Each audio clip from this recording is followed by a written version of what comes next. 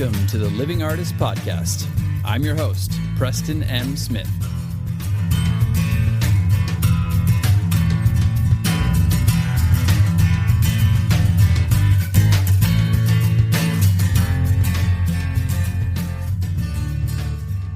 Hey, everybody. Welcome to the Living Artist Podcast. I'm Preston M. Smith, at PMS Artwork everywhere on internet land and socials. I want to thank you for landing on this podcast. Whether you're a professional artist, just getting started in the art world, a collector of art, or just consider yourself a creative person, this podcast has something for you. I like to think of it as a fun way to rant and talk to other creative people about living the life of an artist, surviving and getting ahead in the art world, and enjoying your life. But most importantly, not waiting until you're dead to make it happen. All right, let's get started.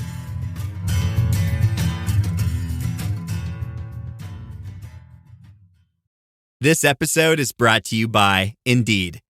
When your computer breaks, you don't wait for it to magically start working again. You fix the problem. So why wait to hire the people your company desperately needs? Use Indeed's sponsored jobs to hire top talent fast. And even better, you only pay for results.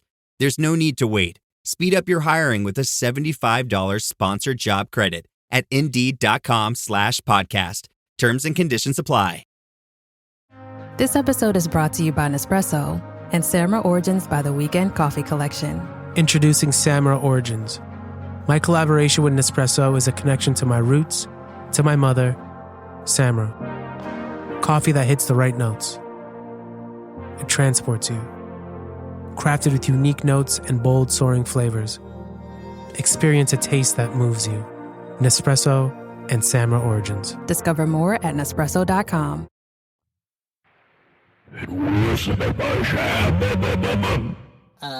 Yes, Satan? Oh, wait a second. I have it on reverse. Just hang on a tick. Yep, there we go. Now let's play that again. Mashup episode.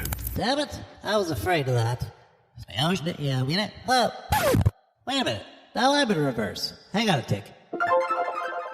Well, anyway, enjoy it. That's it. I'm done.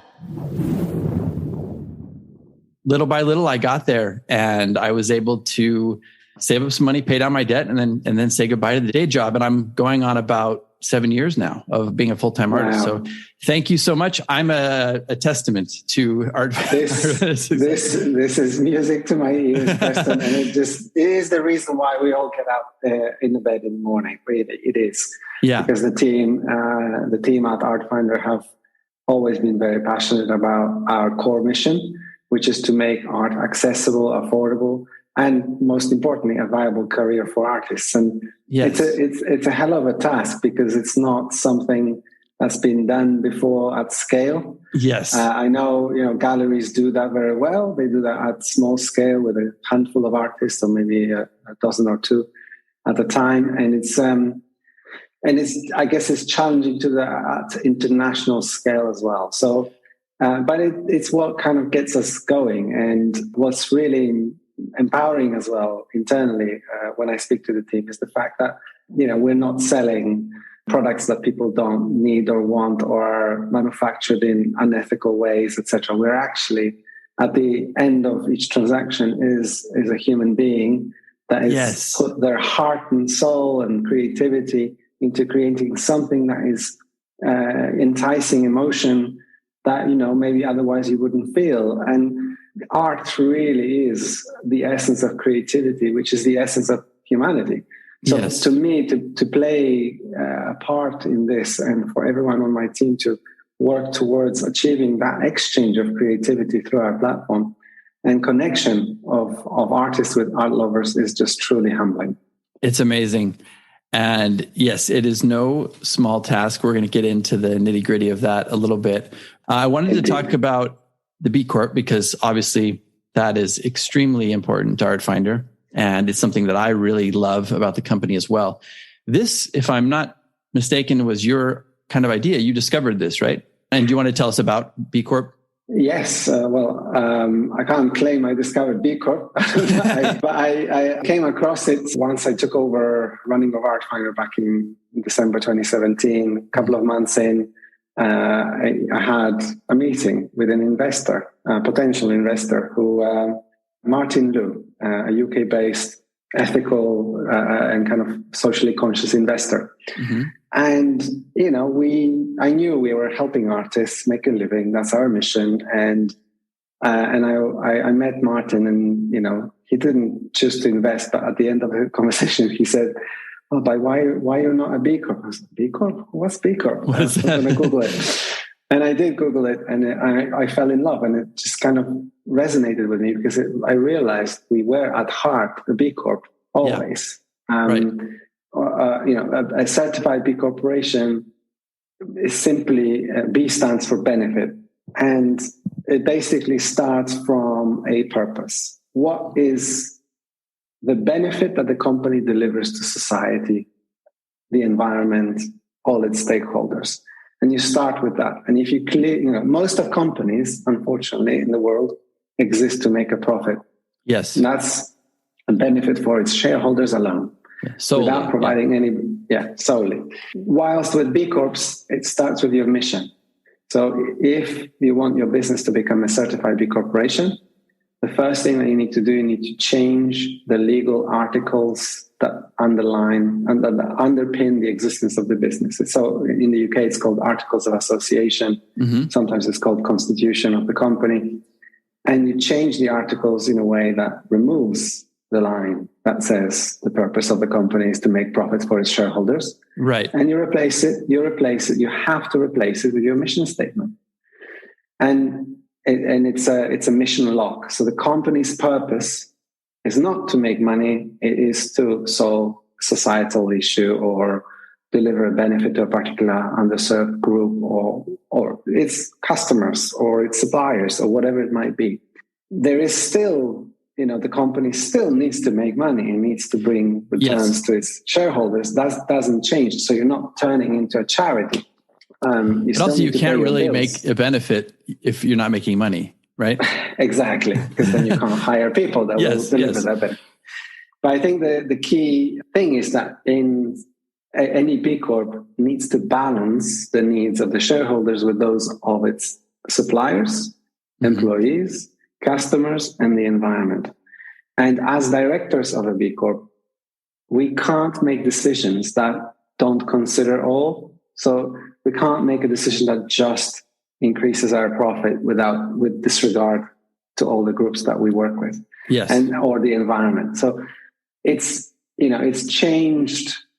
It's taken me a while after discovery of this concept that it exists and it's suitable for what we do.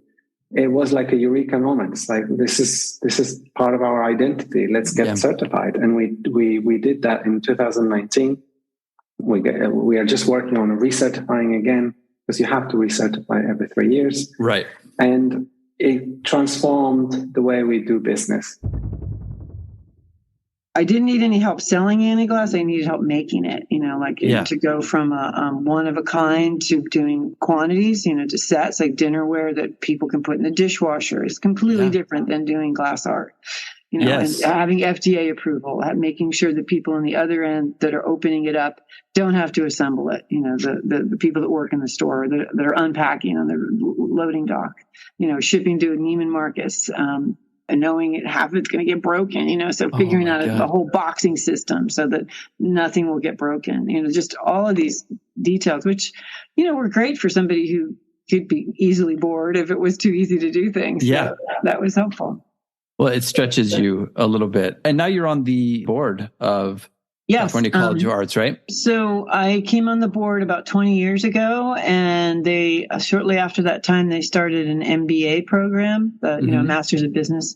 Mm-hmm. It was the first, and they called the DMBA, the Design Masters of Business, and they were the first art school in the country to have one. And, oh, wow. Really? Yeah, which was fabulous. Yeah. And I was a big champion for that program for the board. I was like, we need this. We're like, wait, why does art school need an MBA program? That's crazy, but being in Silicon Valley, I mean, it's certainly helpful, and that Stanford has the D school, the design school nearby. Mm-hmm. So it certainly wasn't an odd stretch, by any imagination. But it was really fascinating, the first class, where people were coming from. Some of them were coming like from business schools. Some of them were craftspeople, like entrepreneurs who did jewelry. Some of them, they were really from all over the place, and continue to be. So it's interesting that, that we're teaching sustainability to a business person. It was very interesting to hear the people who come from like the Haas School of Business at UC Berkeley. Yeah. And they would give a report and would be like this, and they just didn't, like, how do you teach creativity, to this situation? So I loved it. It was great. I was a mentor, like an advisor, what we would call an advisor to students for about 5 years. Is it easier to teach creativity to somebody like that, or is it easier to teach business to a creative person? That's such a great question. I think it's more challenging to teach the creativity, but it's way more fun. Yeah, definitely. Than the other way around. It really isn't, to watch their faces. Yeah. Well, they would do a venture night at the end of the semester, is a venture night where they invite people to invest in their, like a real venture night would be, when you ask investors for money. And of course, it being an art school, they'd be just these fantastic presentations, visual, gorgeous. Every detail well done, so because somebody on the artist team, sitting up against the wall, they'd be teams, they'd break them into teams. And so somebody in there is going to be, a killer, graphic designer or whatever. So it was good. It was fun. I liked it. It was really enjoyable. Mint is still $15 a month for premium wireless. And if you haven't made the switch yet, here are 15 reasons why you should. 1, it's $15 a month. 2, seriously, it's $15 a month. 3, no big contrast. 4, I use it. 5, my mom uses it. Are you playing me off? That's what's happening, right? Okay, give it a try at mintmobile.com/switch. Upfront payment of $45 for 3-month plan. $15 per month equivalent required. New customer offer first 3 months only. Then full price plan options available. Taxes and fees extra. See mintmobile.com. The Other Art Fair, how's it going? Good. It was a great opening night yesterday. Really good turnout. It's a new venue, the Knockdown Center. So we moved venues. But it was a great turnout. A lot of new artists, which is really great to see. So very cool. I've been to the Other Art Fair in Los Angeles, but I've never been in New York. What's the turnout like? Do you find that it's a lot of artists from New York specifically, or people from all over the country? It's both, but more New York. What we try to do in a lot of our fairs is stay with local artists. And so we make sure that it is comprised of a majority of local representation is high. So that's the case with LA, with New York. But we tend to get a lot of great repeat artists that just do really well no matter where they are. And they will travel with us to different fairs. Some of the similar artworks, in different fairs, which is also cool. Yeah, one of my friends, and I'm sure you know him, Fintan Whelan. Do you know him? Yep. Yeah, he's a big seller on Saatchi, and I know he does a lot of the other art fairs. Yeah, no, we love Fintan. His work's great. Have you shown up to? I'm trying to recall. I haven't done any of the other art fairs. I've just shown up and kind of schmoozed with the people. Fintan, is he there in New York right now? I didn't see him. Okay. Maybe he took a break. Yeah, it's possible. Yeah. He's like traveling the globe all the time. But I want to do some. And I was going to talk about the Other Art Fair, but I guess we're already talking about it. So no time like the present, right? What are the pros and cons of doing that for artists? I know it's a little bit of a fee, it's the transportation to the work and all that. But do you find that people typically get a pretty good return on their investment? We do. I believe so. I would say what the last several fairs we've done, I want to say in almost all of the fairs we did this year, they were close, if not over 90% sell-through rate for artists. Wow. 90% or more of our artists sold. Oh, great. And in some cases, there are a few artists that almost sold out, which is insane. It's amazing, especially after the lockdown, right? Things reopening. People just want to be back out. They want to see and meet. They want to be at the event, right? They want to be there. Definitely. And there's nothing like connecting with an artist and getting that context in the story that is missed when you're trying to buy art, elsewhere in other forums. But meeting the artist directly, there's nothing like it. And the artists on the other side feel the same excitement and rush and joy in connecting with their collectors. So yeah, I completely agree. I'm always talking about that on the podcast, that it's important to have some sort of rapport with your collectors, and they really like to get, peek behind the curtain, see what your life is like, see your personality, how you work. So that's very important. You are an artist first, correct? Yes. I was surprised. I think I'd seen your work on Saatchi before, and I really like it. Would you consider it surrealism, pop surrealism? Pop surrealism is a term I've used before. It's hard to figure out the right label, right, as an artist to brand yourself in a certain way. But yeah, I've had that. That's probably the closest term. Okay, good. Yeah. Your first image that you have, I really love. It's a city skyline with the Where the Wild Things Are characters kind of popping up over. That connected with me because that was my favorite book as a child. And it's just a great painting.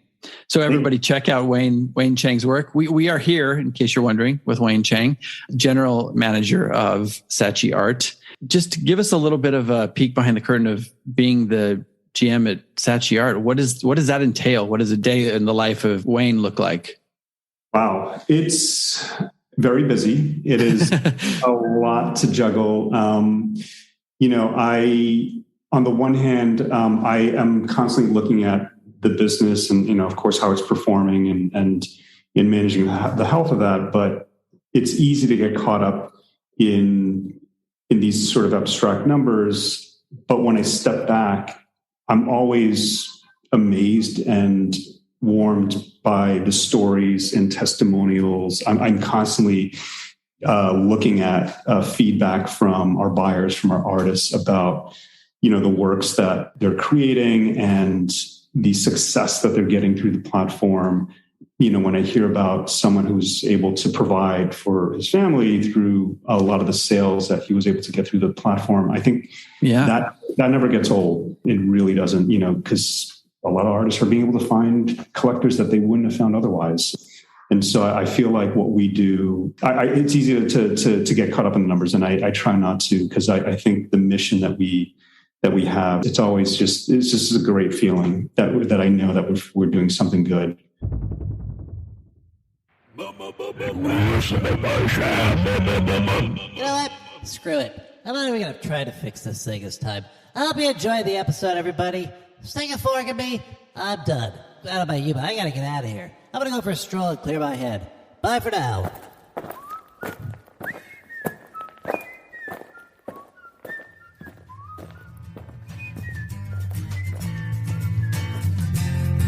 This has been the Living Artist Podcast. Thank you so much for listening. I just want you to know that I appreciate you being here, and I'm grateful to be in your ears. Your art and creative life on this planet is meaningful, so thank you for sharing it with me. If you like this podcast, whatever platform you're listening to it on, please subscribe and share it with your friends. You can also leave me a positive review to show your support. This helps me to reach more people with the algorithmic magic and keep the show going strong. If you want to see more of what I do and check out the art that I create, you can visit my website at www.pmsartwork.com or follow me on social media everywhere at PMS Artwork. That's it for now. See you back here next time.